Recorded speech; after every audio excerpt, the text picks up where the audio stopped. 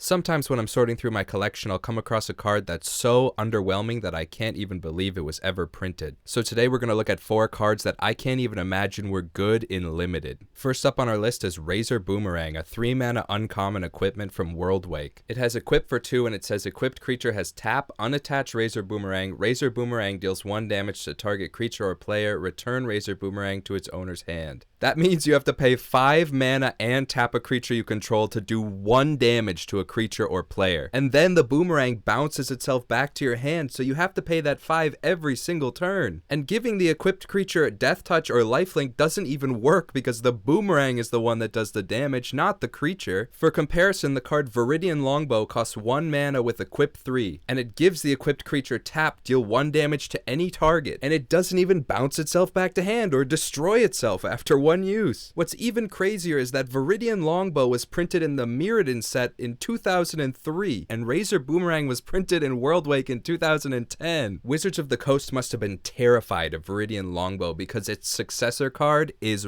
garbage. And if that wasn't crazy enough, Viridian Longbow is pauper legal and Razer Boomerang is not. At least I get those artifact ETB triggers every turn. Next up is an aura from Alpha in 1993 called Animate Wall. Its oracle text reads, Enchant Wall. Enchanted Wall can attack as though it didn't have defender. First off, let's just appreciate this beautiful art. The background is complete darkness. I feel like I'm either in space or some kind of void. I'm given to assume the person in the art is the one who cast the enchantment, but they look confused, alarmed, and distraught. Meanwhile, the wall just looks like it's been inconvenienced to even be alive. I also admire the little arms that can barely reach out forward beyond its torso, and the fact that it doesn't even have legs, it just has toes sticking out the front. I imagine for this thing to actually attack people, it has to slowly scuffle over there to them and fall on them like a thwomp from Mario 64. All in all, just beautiful art. Now, as far as the actual effect of the card goes, you pay 1 mana to let a wall attack. Like, what do you expect? It doesn't buff the wall's power at all, and it doesn't even give them vigilance. So if you swing with this wall, it's not going to be able to function as a wall and block for you. Doing a cursory glance at old walls, it looks like a little over half of them either have 0 or 1 power. So the list of walls back in the day that you actually would have wanted to put this on is kind of small. Still, I did see some walls that are like 4 4s or like 2 5s, so I imagine in a limited or standard setting this wasn't too bad. The sad thing about Animate Wall is that it's just been completely outclassed and power crept on. The card Rolling Stones came out in 8th edition in 2003, and it's a 2 mana enchantment that says all of your walls may attack as though they didn't have defender. It's still not great, and a lot of the weaknesses of Animate Wall are still applicable to Rolling Stones, but at least unlike Animate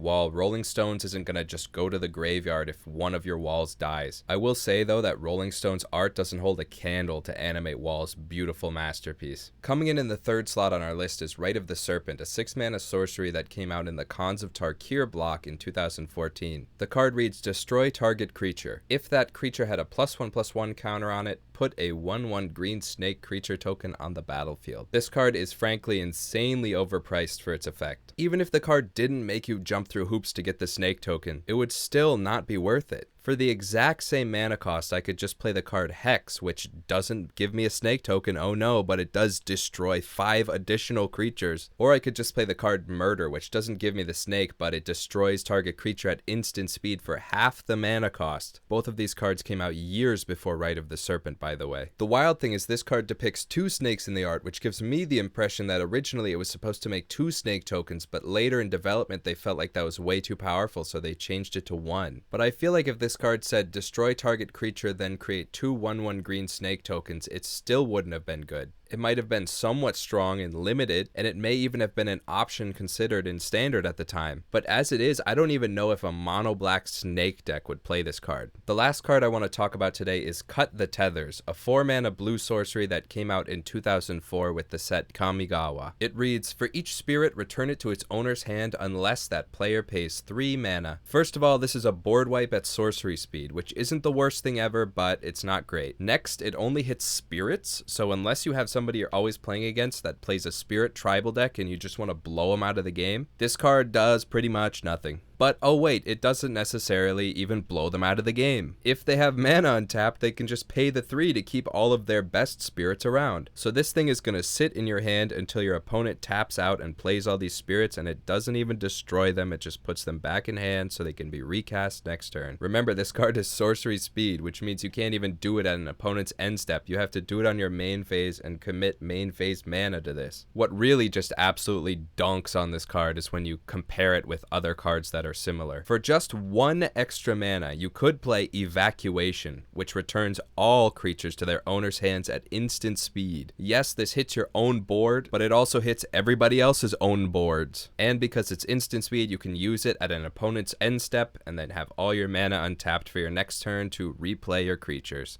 I think the best way to use this card and consistently get value out of it is to put it in your own Spirit Tribal deck as a means to protect your creatures from board wipes. The idea would be that you would cast it in response to a board being wiped and all of your spirits go to hand instead of going to the graveyard. The problem is, because this is sorcery speed, you would have to be the one wiping the board after you bounced all of your creatures to your hand. Like, let's say you have a Nivinral's Disc, and so you cast Cut the Tethers and bounce all your creatures, and then you pay the 1 to activate the disc, and then destroy all the creatures. But what undeniably, unequivocally, unethically dunks on this card is Part the Veil, a 4-mana blue instant that's also arcane that returns all creatures you control to their owner's hand, and this card was printed in the exact same set. Cut the Tethers was shoved out of the meager little spotlight it had and made obsolete by a card from the very same set it originated from. In the board wipe protection example, Part the Veil is superior in almost every single way. From the fact that you can play it in any tribal deck and not just a spirit deck, to the fact that you can do it at instant speed in response to an opponent's board wipe, even to the fact that it's an arcane spell, meaning you can splice onto arcane with it, or that the mana cost is less blue intensive. Part the Veil makes Cut the Tethers look like a cheap knockoff. That's the complete list. Thank you for watching, and please let me know in the comments if you're playing any of these cards in Commander, or intend to in the future. How are you using these, or how are you getting value from these? If you've never heard of these cards before, I challenge you to build a deck and put one of these cards in it and make it look good. Anyway,